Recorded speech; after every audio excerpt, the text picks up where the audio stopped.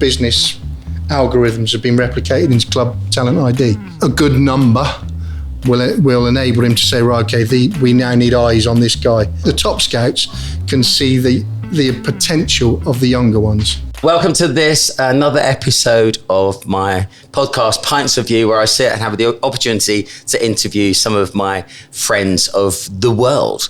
So today, can I congratulate for making it here, all the way from Portsmouth, and thank you very much for doing the trip. Neil Sillett. Cheers. Welcome to Pints of View. Thank you. With non-alcoholic beer. Now sip it again. Sip it again? Yeah.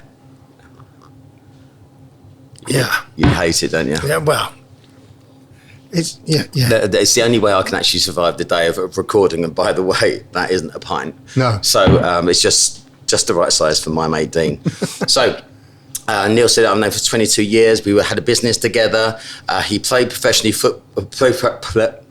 there you go. Played some football.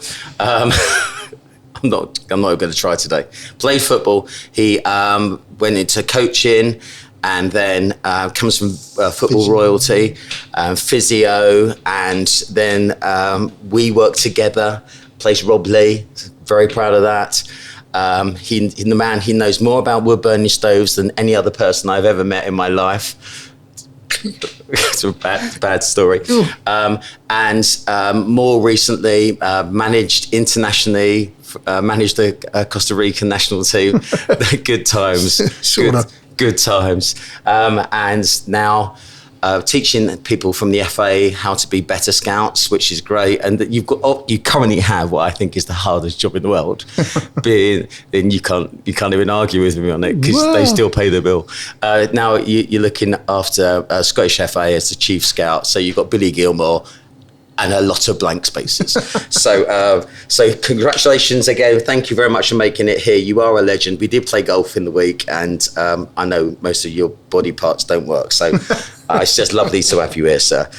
As with all these things, I do a little poem. But because I know so much about you in your life, it's War and Peace. Sit back, we'll be here a while. Right. From football royalty to managing internationally, he spent a lifetime in a beautiful game. He plays less golf and never in the rain. He's got a bionic cankle, which brings a world of pain. He seems to know bloody everyone, but then he was the legendary Snozzy's son. He's discovered a taste for expensive French wine. You wrote this line. It's really, really shoehorned, mate. I blame those years in the South African sunshine. As a mate, he means much to me. We even had a business together. We represented a certain captain, Rob Lee. Of that, I'll be proud forever. Page 2. So if you're hoping to sign up a Harry Kane, you'll need an agent with cunning and style. This did rhyme in my head. So play it cool and keep it real. You know the name Neil Sillett's a player, so go grab his file. Right. Yeah, so that just didn't really work. Style. Yeah, so let's just crack on with this because there's lots to get through. There's loads of funny stories, but the tale of the unexpected. Ooh, I remember the dance to this. I'm not sure we paid copyright, so we have to keep it under 15 seconds. Okay, right, so... That's producer James. Good producer. He thinks he's the star. I'm the talent. Right. Technical. He's the star. So Neil, I know your backstory. It's really, really cool. But the one thing that kind of pops out, which I always love, okay, wood burning. No, we won't even go there because it's just too personal, just too funny. But if you're in the market for a wood burning stove, please try and seek out Neil Sillett. No. Managing Costa Rica. Well, so where should we start on this football journey? Yeah, the football journey. So I wasn't actually manager of Costa Rica. I was asked by the manager and assistant manager to analyse the squad that were playing in Europe because they were based in Costa Rica. 16 of the 24 they had going to Brazil were based in Europe, so it was keeping an eye on them. And then they drew England and Italy in 2014 in Brazil. So they said, look, we need some information on the teams. Can you help us? So I got involved plotting game plans for the group stages, and we won the group, which led me then to being appointed technical director in Puerto Rico. So I moved out to the Caribbean for 2 years, and I was a pirate in the Caribbean. Did it take its toll? It took its toll. Yeah, it took its toll. Yeah. So maybe let's start with your dad. Yep.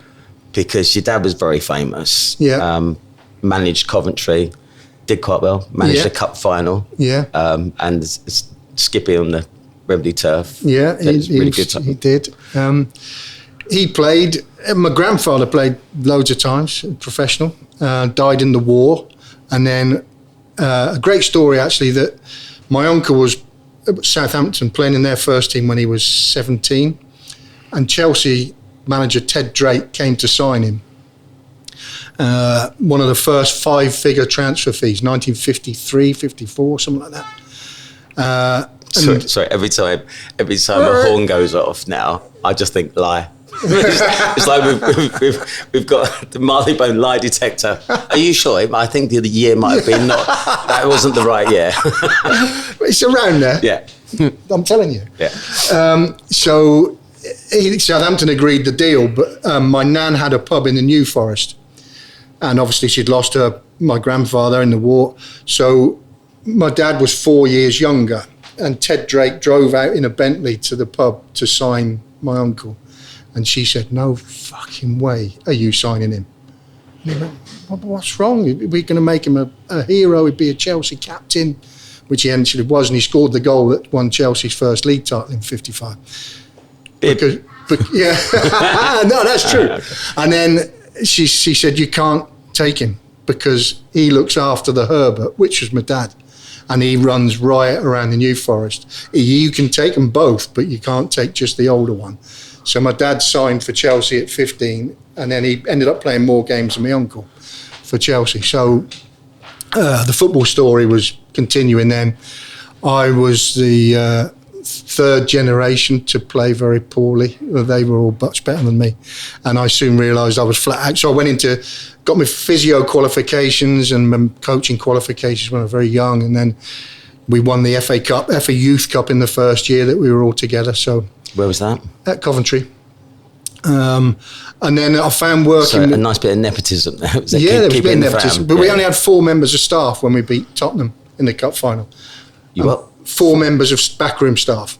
So they had like Waddle, Hoddle, Ardiles, Mabbott, Goff, Clements, Houghton. We had a team of journeyman players, but a fantastic group and camaraderie, which I think a lot of businesses, and he spoke at businesses for Jaguar and that afterwards about what he built, not a car, but he built the team spirit and the working environment, and that stayed with me, and that's helped me with other managers I've worked with. And then we went on to do some agent work. We did. Oh my God. So I still remember that part that Dexter Blackstock did. Never played golf before. I had to borrow absolutely everything. And it must have been 100-foot putt. And the only thing missing from it was going over hills, under things. It went everywhere. Was a windmill. And he knocked it in. And then almost didn't celebrate, thinking, that's what everyone does. That's what everyone does, didn't it? Unbelievable. Hated him. They were good days, eh? They were really fun days. Yeah. We did that properly. I soon became... I knew what was going on with some agents because that's how we started a little bit. Some of the Derby lads said, well, I'm paying 15% to my agent. And we went, well, there's a market here that we do it properly. But I found so many players' heads turned easily by other agents. It became... It's really hard to keep them as well. Yeah. There's also the fact there is a little dark underbelly, and it isn't easy. No. And it is going to lots of reserve games in the freezing winter. Yeah. And there are quite a lot of ungrateful kids who just basically say, what's in the back of the car for me? Exactly. Exactly. Do you want to give people just an insight to the real life of being an agent? Because it's hard. It is really hard. And the competition, they all go where the big guys are. They want to go with the bigger agencies. They have big numbers. So how well are they looked after? I don't think they're looked after as well as they could be. The battle to sign them is the big thing that takes place. So going to those games you're on about is time consuming. It is weekends, it's evenings. So very unsocial. And then they're on your case all day. when you get them signed. And we had quite a good number. I reckon we probably hit about 30 within the first 18 months, and that provided a good base for us. But soon, once people started realising we were unearthing or managing good young players, the big boys come circling around like sharks and try and offer mum and dad something to take them away from you. And what was the contractual commitment? Because it's flaky, isn't it? It's a 2-year contract, and if you haven't negotiated anything in that time, so if their contracts were before, they can more or less get out with it without any liability at all. So the contracts that are written are pretty flaky, to say the least. Is that because there isn't any contractual loss to you guys? Yeah. Because you hadn't made anything, so you couldn't prove a loss. Yeah, that's right. Yeah. So effectively, even though they were breaking the law, there was no loss. No loss or liability. How many times did I use the word loss? You've lost the time. Lost the amount of time you've said it. So should we talk about overall? Because that was a great move for us. So effectively, that's the money that funded the whole thing for ages. Well, and Woolworth, wasn't it, really? West Brom, he was the first 6-figure deal that we did. Yeah. And I think we partied for about a week, didn't we? We probably spent 3/4 of the 6 figures. That was really good time, yeah. which were great times, and I think that bonded you and I and John, really. Yeah. And I have a lot of sort of, I feel a bit of remorse about the way it ended quite quickly, and I think you understood straight away, but I wish now I'd seen the longer, bigger picture and the longer term around it and stayed together as a team. But you always crave security in that. But I think it's one of those industries. It's very hard to make money. Yeah. And quite a lot of the agents end up being people's brothers or parents. Yeah, they do, yeah. Because they're trusted for life. Yeah. But I'm not sure they always get the best advice. No, but definitely not. And I think FIFA are trying to change that this year. They brought back the exam this year. So the numbers have squeezed a lot. A lot of them dropped out that were registered. It's not that easy as an exam either. No, it's not. I think it's at least a 50% failure rate this year on that. So I think that's good. But when I worked at Aston Villa as their global scout, for a year or so, I couldn't believe the traction and the leverage that the big agents had.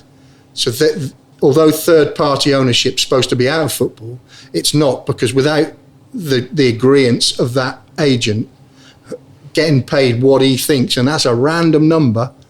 I mean, for a player that's going for 3 million, he'd still want 1 million. Unless you pay that, you're not getting the player. So that's not right, though, is no, it? It's not. It's so much money going out of the game to the wrong people. I mean, I don't know how he does it, but Kia Jarabshin's now one of the biggest racehorse owners in the business, and he made his money out of football.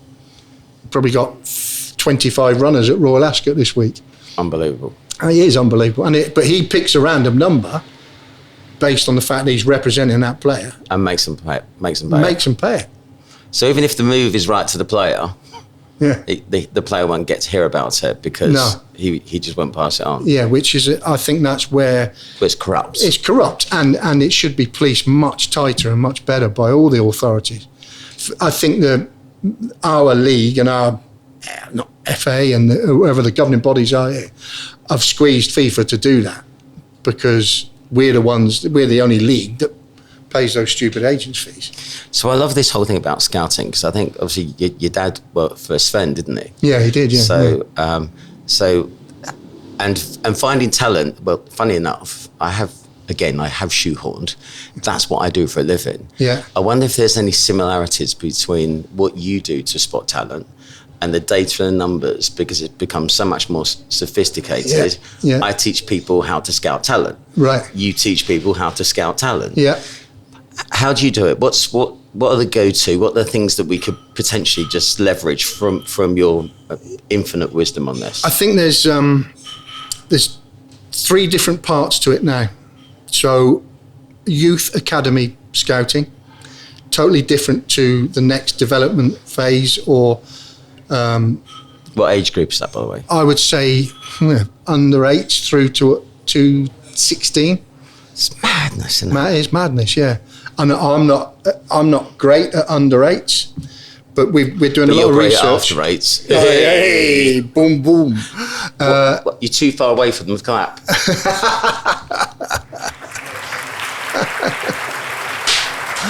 Behind you. I just see what I mean. Yeah.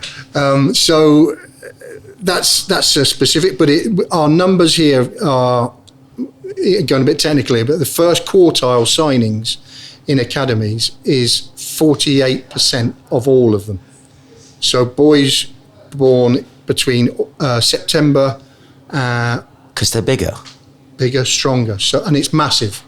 But then when they get to 20, the numbers are similar. So the amount of drop off from those first quartiles. So the top scouts can see the potential of the younger ones, and they'll be the ones. Although a good first quartile player will always be a good be a good player if he's a really good player. Now, a friend of mine did some work with Man United, and they would talk about some of the technicalities of how they measure players and their stats.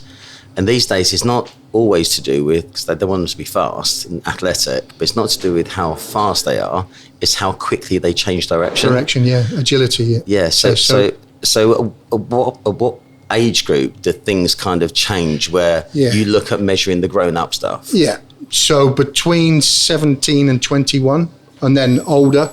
So now so much of it is done on video. I would say Brighton, Brentford do 90% of their initial assessment through metrics, algorithms.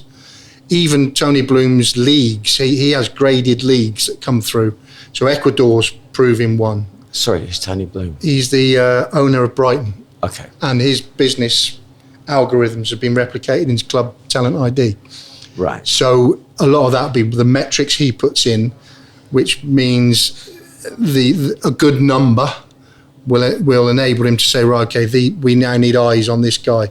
His numbers are stacking up good in Ecuador. And you go, well, people would previously say, well, why would we ever look in Ecuador or Bolivia? But whatever he's putting in, and it's secretive, the numbers in Casado, Inciso, people like that hit the ball ground running, they prove that he's right. So what things are they? Okay, just dish the dirt. Give us a secret. So what things are people looking at? One of the things you mentioned: agility, physicality, intensity of their runs. Anything that ends in a T.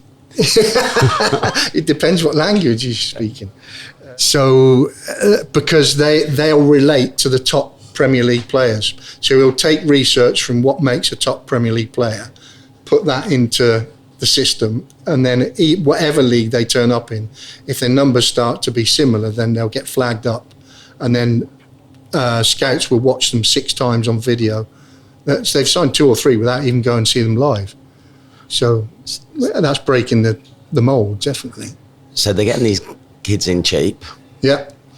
But what's the... That's the other thing, and you've more or less hit it. So what you do, what he's done is grown balls in comparison to other things. It's been so easy over the years for people to say no, because I don't know whether he can play in the Premier League. Right. But he's got the balls to say, well, I think this will prove you wrong. So many people have gone previously, well, let him go to Spain or let him go to Portugal first, and then we'll pay 50 million in 3 years' time. Because they don't want to lose the 15 million. He goes, bugger that, we'll pay the 15 million. Because you're going to burn some. Yeah.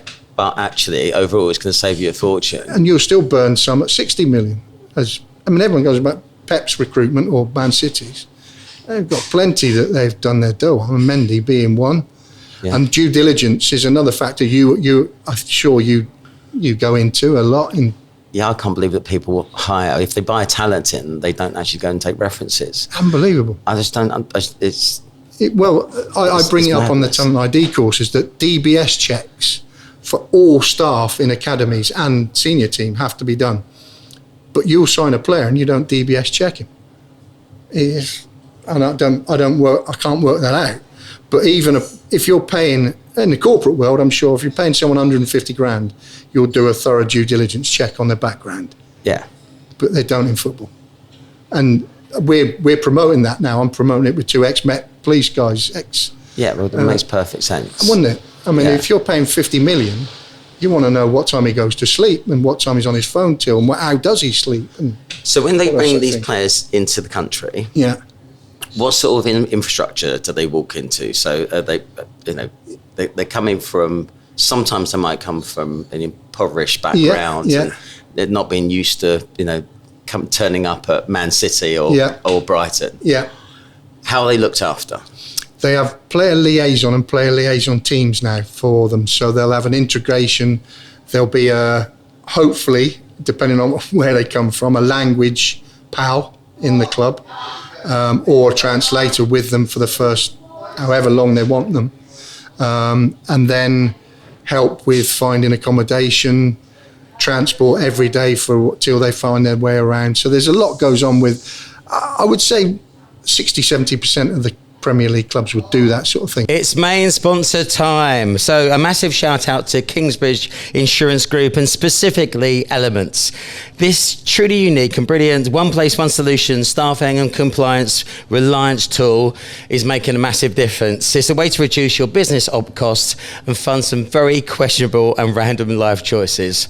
Our CEOs are all using it for a reason. You should too. What's the favourite with people getting homesick or? Yeah, well, I would say it's younger. The younger they are, the bigger the rate would be, because most of the senior, what you call senior pros, they don't take a dafty with them. Well, do, don't they? That's been known. But I would say when it's transferred to, they've got some idea of what it's going to be like. So that route that I was saying, so say from South America into Portugal or into Spain, then into the Premier League, they're pretty journeyed, even though they might be young, 21. Okay. They're a bit more self-sufficient. Yeah, but it depends what we call self-sufficient. Yeah, right. They still have their asses wipes, and they've got a lot of cash. Yeah. But still, you'd go into some of their flats or apartments or houses, and it wouldn't be, you would keep them. So I worry about, I don't worry about footballers. No. People in our industry, when they start earning lots of money, start making poor life choices. Yeah. And it gives them lots of options and not always the right ones. I don't know where I'd put it, but if less options is better life. I think that's been proved. I can't remember who wrote that, but somewhere I'd written down on my notes, the question you put to me later was, what could you change? And I think when I've been to Africa, Ghana, Ivory Coast, you go and you're amazed at how little they have. But the kids walk around smiling and they have no phones, no choice. It's old fashioned. And I think now, looking at I've got 5 kids and 3 foster kids. The more they have going on in their heads, the worse it is, and the more tangled they become. And I think it's the social media thing with the footballers, all that trying to build their brand, I don't think does them any favours. No. And that's people, like you said, hanging on to them to do that. Well, I must admit, and I'm going up, it's a bit tangent, but I'll try and keep, when I went to Aston Villa, it's true. John Terry, when I spent a few lunch times with him at Aston Villa, and Steve Round was technical director there, and it was great. Steve Bruce had built a really good atmosphere within the club, and everyone had sort of lunch together. And I spent a few times with John, and his mentoring of the young boys. I mean, forget his past, but he had a fantastic career, and I think he'll be a great manager if he really wants to be. He managed the dressing room at Chelsea, 100%. Unbelievable. And I think players need those types of players. And I think, I don't know De Bruyne, but I see him being that way at Man City a little bit. Influential, sensible. It makes sense. JT probably wasn't always sensible, but he learned the hard way. And I think his, the examples that he gave off the field were great. Wayne Bridge. I would say Jack Grealish would speak massively highly of John Terry, right? Because of the way he put his arm around him and said, "Nah, don't jump over that gate again when you're not coming into training." I was Gabby, wasn't it? Right, yeah, that sort of thing. But he impressed me, and I think you need people like that. to look after. Yeah. And then and how do you trust the people that say they're going to do that you don't know, that are agents, for example, or management people? Well, I'm surprised with some of the deals. It almost seems like the money goes to the kids, and then the agent's responsible for managing it. Yeah. Whereas if I could get involved in it, I'd be sending that money home or putting it somewhere they can't touch it. Yeah.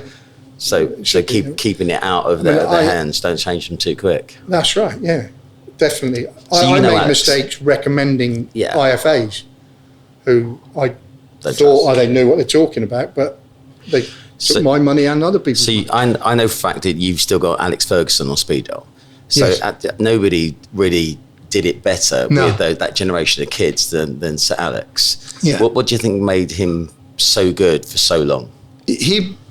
He'd be one of the, and I think there's one or two. Mark Robbins is one who likes to manage the football club. Alex was one of the last managers that managed the whole football club. Everyone was frightened to death of him. But he'd already had success. He'd already brought players through that had gone on to big moves. And that group of 92 were frightened to death of him. So there was a fear factor there. I don't know whether you can do that now. I don't know. You tell me. I don't know. Well, somebody asked me the other day that they met their wife through work. And you can't do that anymore because everyone's just so fearful. To even talk to anyone. Because I think that's crazy. Isn't it? I mean, it's crazy. Yeah. Can you compliment a lady if she looks fantastic? No. I'm not allowed to because my wife would beat me around the head with a brush. But you can't do that anymore, can you? So I mean, the way Alex managed, definitely in the late 80s, early 90s, was with a rod of iron. So he was just strict. Very strict. But yeah. I also think that kids who come up with stricter parents respect authority more. Absolutely. And actually quite cool about it. So these hippy-dippy, let the kid do what they want stuff, I just don't think it's actually good for them. So fight back a little bit and have some ground rules about social media. Yeah, I think it's a recipe for failure. Yeah. But me having said that, I'll be old-fashioned now because I've said that. I'm a dinosaur. No, you're not. And ageism in football is, I think, the biggest prejudice in football. Really? Both young and old, yeah. So if people will say, I can't take a chance on that player because he's inexperienced or young, when that player could be better than half the team. And certainly I'm looking at people now that they think, I mean, till this year, because I think it's been great that Roy Hodgson's come back and done fantastic with Crystal Palace. Yeah. Sam got appointed. And Frank did do so well at Chelsea. I mean, you can't beat experience. Your experience is what people pay for in directorship roles, in your lunch clubs, everything, and that's what they're paying for, your experience and knowledge. But people tend to think because everything's data-driven now in the initial scouting or recruitment in football, that the expert eye isn't any good. And I find that strange. It still makes sense. You got better data. Yeah. So it helps you make bets. Yeah. Helps you make better decisions. Now, we've been quite serious there. We have, haven't we, really? Yeah. And you're not a serious bloke. No. I mean, I've played golf with you and whilst measuring the putt up, fell backwards into the bunker. Into a bunker. That might have been the last time my dad saw you. And it was with your dad and Rob, and that was quite an embarrassing day. Yeah. We've been at a charity auction where the guy came out with the tickets for the pantomime. And he said, sorry guys, where are these bloody tickets? And I shouted out, behind you. Behind you. And Harry Redknapp pissed himself laughing, literally. So we've had some great times, but you've had the best times in football. I have. We got to nick a couple of stories. Yeah. What can we say? Well, that's the problem, really. But I worked with Jim Smith for 12, 15 years, and it became my second dad. But he was a happy guy, strict. It was like a kettle. When he blew his top, the steam would come flying out, and you had to let the kettle settle. But he struggled with some of the new names that were coming into the game when we were in the Premier League at Derby, especially. But before that, I'm talking about Alex. Where I went there with Coventry 3 or 4 times, Portsmouth 3 or 4 times, Derby 3 or 4 times. We managed to come away at Old Trafford with 6 wins over that period of time. So a bit of a jinx to Alex, but we always had a glass of wine and that. And prior to one League Cup game with Portsmouth, Alex came for a glass of wine before, which turned into far too many. And Jim was struggling the next morning. He never had a hangover, but this day I could see he was struggling. So he said, you take the lads for a walk. I'm going to have a bath and get myself ready for the team talk. So I wrote down the names of who's marking who. So Goldsmith marking Bruce, Chamberlain marking Pallister. So you get them, so you know what you're doing. We write where they're going to go at set pieces. I'm just happy to get a game. You will. I'll put you in a right back. You're right there. So it came to do his talk in his boiling hot and Mottram Hall Hotel, sweat coming out of his shirt. Oh, nice golf track. Yeah, it's all right there, isn't it? So he comes up to me, he says, write the team out for me, Sil. So Alex had more or less said what their team was going to be. So now I don't have to say too much about Manchester United. You watch them on fucking telly every week. I know, you know what I mean? I know, yeah. There'll be 4-4-2. They'll Neville right back, Irwin left back, Bruce and Pallister. They'll have Keane and Ince in midfield. Then they got the young kid on the left. He's not bad. Ryan Giggs, his name is. He's not bad. Then they'll have Hughes up front, who drifts away in between the channels. He'll drift away. And then they got number 7 up front, which is Cantona. Cantona plays up front with Hughes. And what happens, lads, he'll come off, and the both fullbacks are delicate with the passing, and they'll chip it into him. Hughes will try and stretch us this way. Cantona will come off, and I look at the lads, and they're all falling about laughing already. He'll chest it down, and with the outside of his right foot, he'll hit it behind us. For the number 14, can some Russian fucker that runs like the wind, right? He fucking goes like fucking shit off a shovel. So when the 7 Cantona, now I turn around and they're all doing what you're doing. They're pissing themselves laughing. And Kit Simons, who was young then, he goes, Gaffer, I think we know what you're trying to say. What? The 14's quick. What's his name? Yeah, you're clever. What's the point of me saying that? But then, and through all that, well, Walshy scored 2 goals that day, and we drew 2 each. So whatever his team talk was, it worked. It worked. But then, and I became really good friends with Walshy, and I was manager of his testimonial down at Portsmouth, which he finished playing early because of his knee. And the day before the testimonial, I'd come down, brought 5 Derby players with me, Elliott, Jonathan Hunt, Mark Poom, who was a big player for us, Rory Delap, and myself. I was playing in player manager. And in my team, I've got Mick Harford, John Barnes, Chris Evans, Robbie Williams, Paul Gascoigne, Paul Merson's brother. So, and Gaz is asleep under the treatment couch in the middle of the table because they got promotion with Middlesbrough the night before, and Walshy had to send a private jet to get 3 of them down for the game. So Gaz is asleep. He said, I've only had 2 hours. Give me 2 hours and I'll be back. So about half hour before the game starts, he gives us a shout, Sil, get us a Guinness. He says, get us a Guinness. Get him a Guinness, and he wakes up. He has this pint of Guinness, wakes up. Get out on the pitch, 5 minutes into the game. He's chested this down, done a little flick. It was fantastic. I mean, how he could even stand up, I don't know. And then volleyed this ball at Robbie Williams, who was about 10 yards away, as hard as he could. And it hit him in the chest and went flying up into the fans. And Robbie Williams went, what'd you do that for? And he walked right up to him, and I'm stood thinking, what's he going? And he slapped him round the face. He went, take that!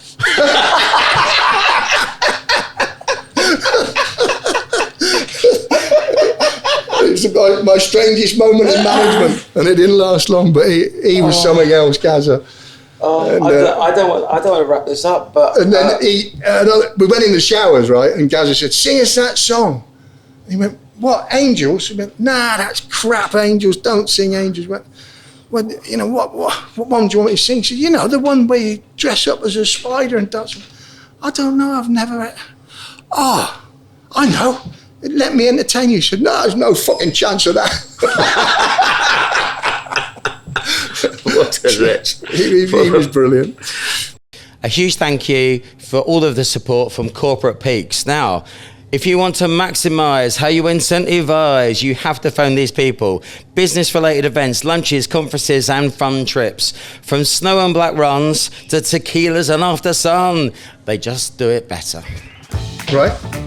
So this is alphabet soup. It is a chance for us to spin the wheel of fortune. Okay. So you're going to spin this. Give a good spin. One of these? Yeah, no, spin it. This? No, that's it, yeah. Yes, we haven't had this. I know. Yeah, that's good. Right, so, can you pass my book, my Bible? Thank you. Oh. Right, so, the Bible. It's nearly professional. Is it? Just not quite. Is it called the bridle? Right, so I've flicked to S. Now, all the stuff here is not as much fun as I know a story about Sillett Senior. Yes. After winning the FA Cup, then losing it. You've got to tell people that one. Yeah, so I mentioned it before, but the pub in No Man's Land. So No Man's Land is a tiny triangle of land in between Dorset, Wiltshire and Hampshire. And that's where Nan had her pub. So the first place he wanted to go after we won the FA Cup was to the pub. Because we'd been there. There was a ritual. So Big Seal used to, prior to every round of the FA Cup when we won it, it was report 9 o'clock at the training ground on the Sunday morning. Coach with your golf clubs. Coach takes you to the pub in No Man's Land, a 2.5 hour coach trip from Coventry down to the pub. Just to make sure your mum got some, Dan got some money. Yeah, well, she'd actually passed away by then, but then we'd spend all day and more or less all night in the pub. So the lads would then get back on the bus in all sorts of states, go to the hotel in Ferndown, play golf at Ferndown the next morning, silly shirt competition for dinner Monday night. Yes, well, it's Big Seal's idea. Anyway, so first place we take it is back there, and then we're playing Poole Town in a friendly, the first game after we'd won the FA Cup. Right, so this is pre-season. Is that landing with a bang? A big sign and another S, a big sign in that you'd know, David Speedy. Oh, yeah, right. Course, so he plays his first pre-season friendly and down at Poole Town. Boiling hot, so Scorching. Right, silly game to play, right, on a sodden pitch. On a Saturday. On a Saturday, yeah, or a Sunday, can't remember what day. So after the game, we've taken the FA Cup round and everyone down and pictures with it. And it comes in a dirty, great big wooden case, or did then. So George Curtis has got the key. So Dad said, well, make sure to me as well, you get the cup back on the bus. I'll go and do the TV. So he goes to do TV. But it was so hot in the dressing room, we just went, got to get outside, get some air. So then everyone ready, yeah, get on the bus. Got back to the Coventry. Right, where's the cup? No cup. Where is it? Who has it? Who? And he would go balmy. So George Curtis drove through the night back to the change rooms, and it was still there in the morning in the change rooms, the FA Cup. I just left it? Just left it, door wide open, yeah. Unbelievable. There was more than one. Yeah. These days, it wouldn't be so bad. I think there's 5 now. Yeah, that's brilliant. There wasn't then, but he used to go everywhere with us as well for dinner. Got a picture of my eldest son Luke in it, actually. Really? He sat in it when he was a little 1-year-old. He was born in August, and it was May the 16th we won it. Yeah. Take it everywhere. Use it as a ball marker. We used to get free meals wherever he went. Oh, do you want a picture of the cup? Yeah. Big family days out with the FA Cup. I love that. Huge thank you to RDLC for chipping in and supporting me on this private adventure. It is the only place to be. There are other recruitment networks, but frankly, they're shit. Always work with the RDLC. It's a better place to be. Hang out with 300 recruitment CEOs. It's the board you can't afford. Peace. Is that taking you back? Yes. Puerto Rico. Hey. Estoy muy bien, gracias. Is that what you got? See, no, I also say my house number because the security gate was there. And 28 Ocean Villas, gracias. And then they'd open the gate and let me in. Brilliant. This is the speed fire round. Right. Okay. So I've got to be quick. That's the idea in it. Yeah. But it's not just speed; it's agility. Right. So imagine on intensity around your agility. Yeah. So the idea is you can choose one. So one wish, go. Meet Bob Mortimer. Oh. Duck from above. Yeah. I think he's just hilarious. He's a genius. Yeah. Would I lie to you? It's just. Would I lie to you? I find him on there the funniest thing ever. He can rip an apple in half. Can he? Yeah. Just random stories. Things I know. I love him. One prediction. Australia to win the Ashes this summer. I don't know. What do you think is going to happen today? I think England might win today. It's 7 out, so we'll see. If the with the rain keeps up, we've got a chance. Yeah, love the Ashes. But the best moment you've had? I left Portsmouth because we hadn't been paid for a month, and Alan Knight, the goalkeeper, I'll be quick as I can, went down injured last seconds of the game, and I was only the physio there, but I had 10 years there. Had some laughs, tripped other physios up, got in a few fights on the pitch. I don't think you got the idea about quit fighting. No, I haven't really, have I? But I got a standing ovation as the physio, and there wouldn't be many people doing that. So when I left, and I had nights, he said, I went there, clapping you now, standing up. He went, it's not for me. He said, I'm walking off here. And it was a touching moment. That's really nice. Yeah, it was lovely. It was lovely. I thought you might have said wedding day or the kids. Oh, Christ almighty, I forgot about all them. I've got too many of them. You have to have a tattoo today. What would it be? Oh, the wife. Yeah. great recovery. Didn't get clapped. Unbelievable. Right, one do-over. Something you could do differently. Gee whiz. My right ankle operated on better. It's a boring one, I know, but I don't move too well. Yeah, it's a cankle. Yeah. It's there's a lot of it. There's a lot of ankle going on down there. There is. One guilty pleasure.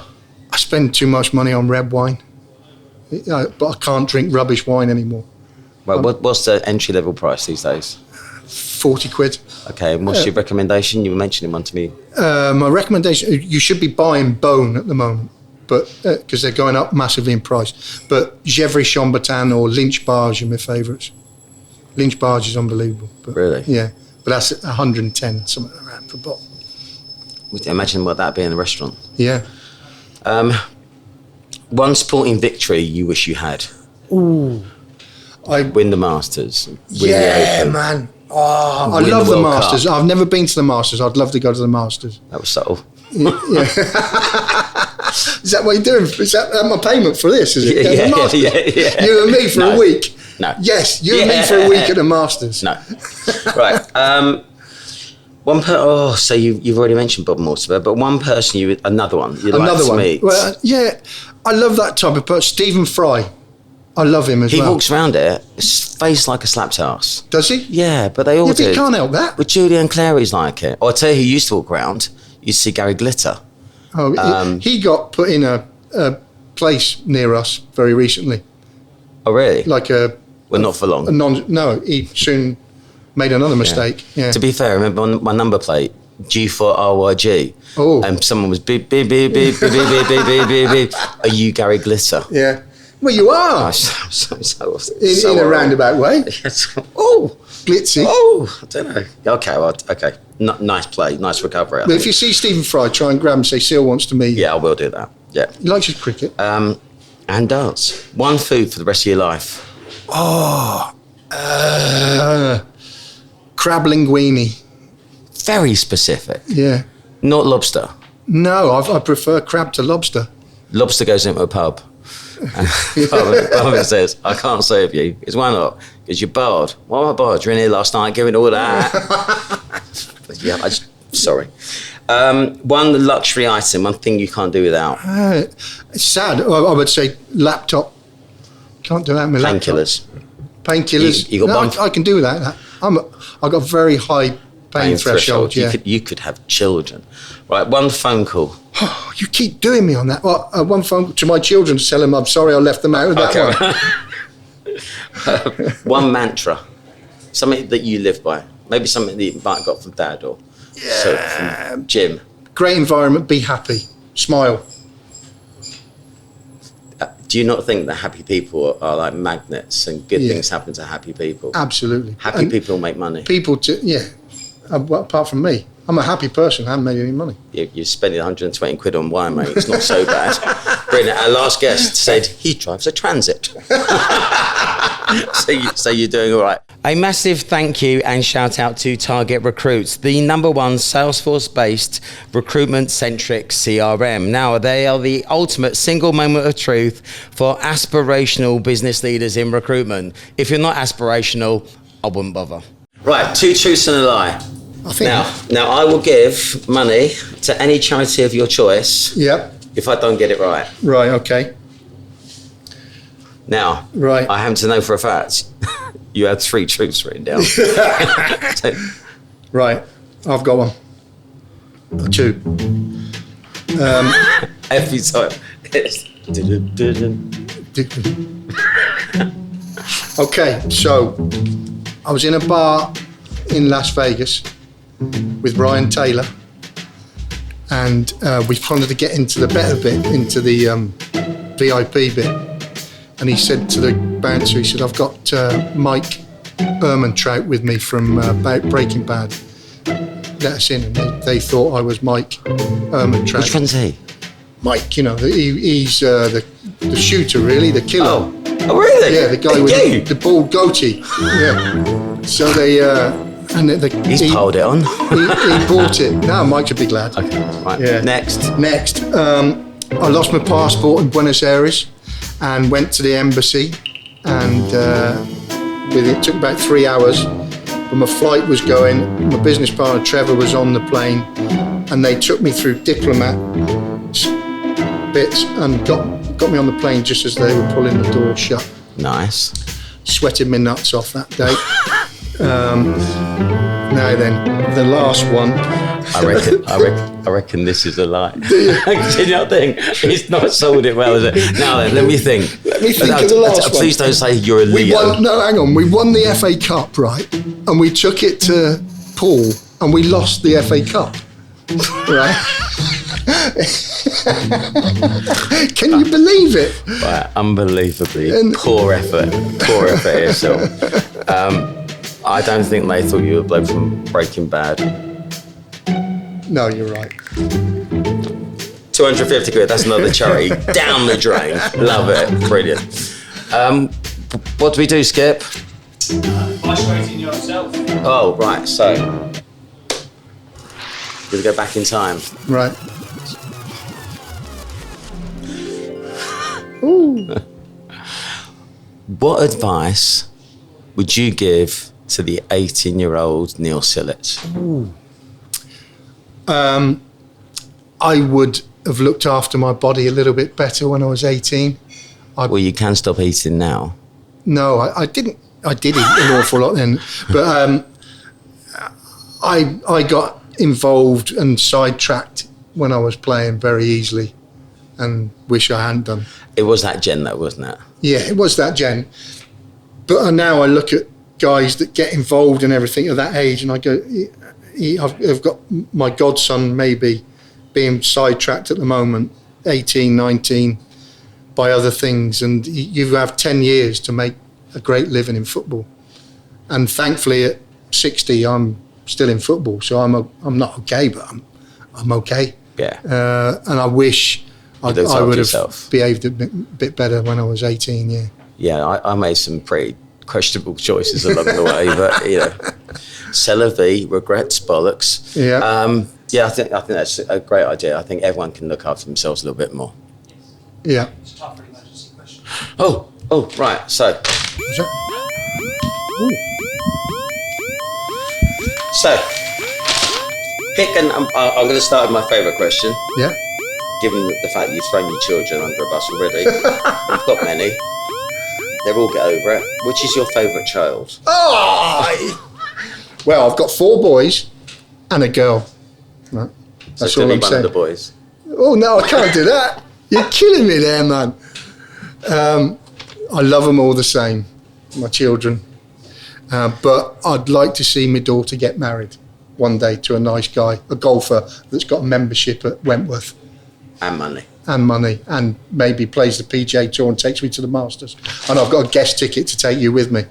Can I just say that's hard. I mean, She's going to have to work at that. She is, yeah. She needs to get her arse in gear. She does. Right. Yeah, and there's a ticket to the Masters on it, so I'm all over it. Anything I could do to help. Right, choose numbers between 1 and 11. 7. What's the most interesting thing that you've ever learned? Ooh. Interesting. I haven't learned very much interesting. I've learned things that have taught me lessons in life. Creating a happy, humble and empathetic environment everywhere I go is a good thing, I think. I learned that through that breeding success. And I think if you can do that, I hate narcissism in people.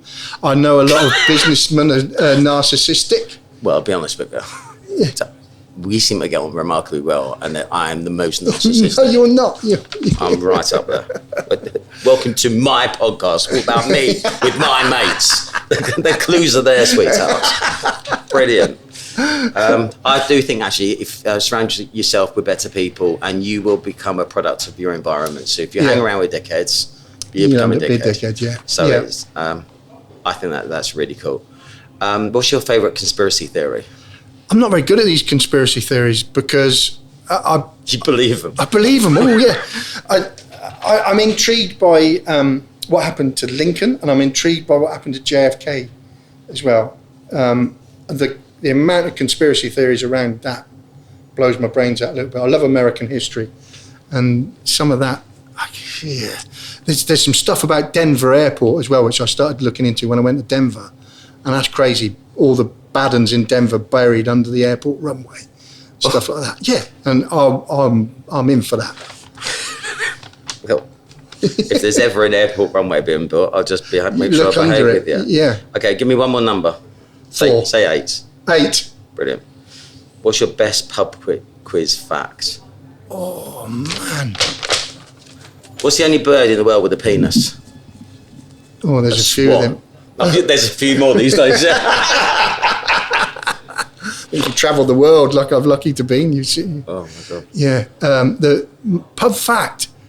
Is it a pub fact? No, a pub quiz. A pub quiz. Gee whiz. How do you spell King Cloudsy? I don't know. I don't know any pub quizzes. Ask Jim Smith. No, ask Jim Smith. Yeah, you should do that. Ask Jim Smith how to spell Kanchelskis. Right, I'm going to give you the last word, but before that, Neil Sillett, long-time, lifelong mates, it's always a pleasure. You interest me all day long. Playing golf with you is something I enjoy very much, especially because you always get a buggy. Thank you for doing this, and it's nice that the world just sees what a beautiful, humble and funny soul that you are. So thank you very much, but the last word always goes to you. Well, I would do anything for you, you know that, and it's an absolute pleasure to come up and see you anytime, and I think it's about time we had a play day. So I'm looking forward to that. Can't play today, but Out, yeah. Brilliant. So Yeah, next time you ask me out, I can make sure it's not in 10 minutes notice. Yeah. Brilliant. So thank you everyone for tuning in. Neil Sillett, absolute ledge. Thank you.